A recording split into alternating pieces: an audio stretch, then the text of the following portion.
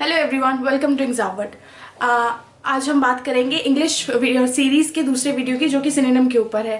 English सभी को आती है ऑलमोस्ट, मगर अटकते कहाँ हैं, क्योंकि हम एग्जाम के लिए प्रिपेयर कर रहे हैं। तो सिनोनिम एंटोनिम्स ऐसे हैं कि हमने उन्हें डेली लाइफ में नहीं पढ़ा। हमने इंग्लिश पढ़ी थी एग्जाम पास करने के लिए स्कूल्स के, अब हमें इंग्लिश पढ़नी है यूनिवर्सिटीज़ के एग्जाम पास करने के लिए। और सिनोनिम और एंटोनिम्स ऐसी चीज़ें हैं जो आती ही आती हैं और आपको कहीं ना कहीं मार्क्स दिलाने में बहुत बड़ा रोल रखती हैं।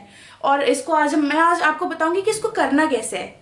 मैं ये नहीं कह रही कि मैं जो बताऊंगी वही आएगा, मैं बस ये बताऊंगी कि आप कहाँ से पढ़ सकते हैं, कहाँ से हेल्प ले सकते हैं और एग्जाम में किस तरीके के सिनोनिम्स आप फेस करेंगे। तो पहला कि पढ़े कहाँ से, तो आप जितने भी कॉम्पिटिटिव एग्जाम्स की बुक्स होते हैं, शीट्स होते हैं, अगर आपके पास ग्रामर की बुक है तो आप उससे कीजिए, अगर नहीं है तो ऑनलाइन यूज बहुत सारे रहते हैं, कितने सारे ऑथर के हैं, आप यूज़ कीजिए उन्हें। लास्ट 10 ईयर्स, लास्ट 5 ईयर्स के जितने भी इंग्लिश की वर्कशीट है उनसे आप क्वेश्चन निकालिए, कॉपी में लिखिए, सॉल्व कीजिए। इंग्लिश आपका तभी ठीक होगा जब आप प्रैक्टिस करेंगे। और सिनोनिम एक ऐसा टॉपिक है, कहीं ना कहीं अगर हमें अच्छे से आता है तो 4 से 5 मार्क्स कहीं नहीं गए, लेकिन नहीं आता तो उन्हें लूज करने में भी दो मिनट नहीं लगेगा, क्योंकि हमें आते ही नहीं है। तो आज मैं आपको बताऊंगी कि एग्जाम में आएगा कैसे। यहाँ पे कुछ सिनोनिम लिखे हुए जो कि एग्जाम्पल के लिए हैं, लेकिन आपको सिनोनिम के लिए और भी वीडियोस चाहिए तो आप कमेंट बॉक्स में ड्रॉप कर सकते हैं अपना मैसेज। तो पहला क्या है, अबैंडन।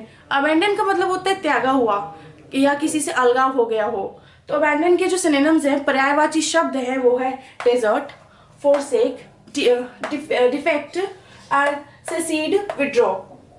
अब एग्जाम में कैसे आएगा, मैं ये नहीं कह रही कि यही वाले आएंगे, बट एग्जाम में आएगा तो कैसे आएगा।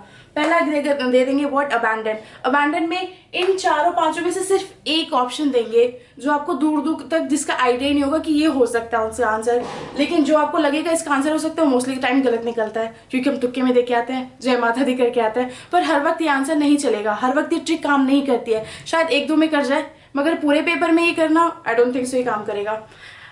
तो हमें ऐसे ही प्रिपेयर करना है कि एग्जाम के लिए हम रेडी हो जाएं। अभी हमारे पास कुछ टाइम है, तो हमें हर एक पॉइंट जो है, हर एक चीज उसे कवर करते हुए चलनी है। सेकेंड वर्ड है बिजार। अगर कोई हॉलीवुड मूवी देखता है, वेब सीरीज फॉलो करता है, आई एम श्योर यूथ करती है, तो ये वर्ड बहुत ज्यादा यूज होता है फॉरेन कंट्रीज में, बिजार। बिजार का मतलब होता है विचित्र। विचित्र in the sense something strange और unusual. Strange, curious, odd, peculiar and grotesque. इन सबको आपको याद करने ही पड़ेंगे, इनकी कोई शॉर्टकट ट्रिक नहीं है। एटलीस्ट आप 4-5 नहीं तो 3 तो याद कर ही सकते हैं, ताकि आपके सामने अगर कोई वर्ड आए तो उससे मिलता जुलता भी आपके माइंड में ब्लिंक हो जाए और आप उस आंसर को अटेम्प्ट कर पाए और आपके मार्क्स आपको पूरे मिल जाए। Third word is ample. Ample का मतलब होता है पर्याप्त, plentiful, more than enough, full, rich. Next word is feeble, यानी कि कमजोर, फ्रेल, लैंग्वेज, फेंट, वीक। आप इसको सेंटेंस में उतारने की कोशिश कीजिए, इसलिए मैंने इन सब की मीनिंग्स भी लिखे हैं।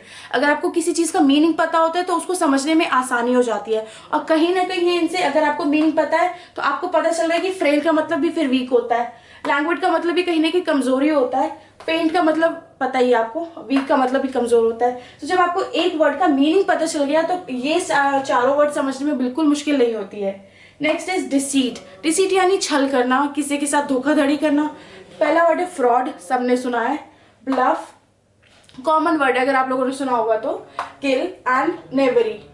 Next is henpecked. हेनपेक्ट का मतलब होता है मूर्ख और गुलाम। हेनपेक्ट कहीं ना कहीं अगर वन वर्ड सब्स्टिट्यूशन की मैं बात करूं तो उसमें वो होता है जो अपनी जो विमेन होता है उसकी हर बात माने, तो उसे हम गुलाम भी कह सकते हैं या हेनपेक्ट कहते हैं। तो उसके जो सिनोनिम्स हैं वो है एनस्लेव्ड, ओबीडिएंट, ड्यूटीफुल, फेथफुल। अब ये सारे मैं ये नहीं कह रही कि यहाँ जो लिखे हैं वही आएंगे या जो मैं कराऊंगी वही आएंगे।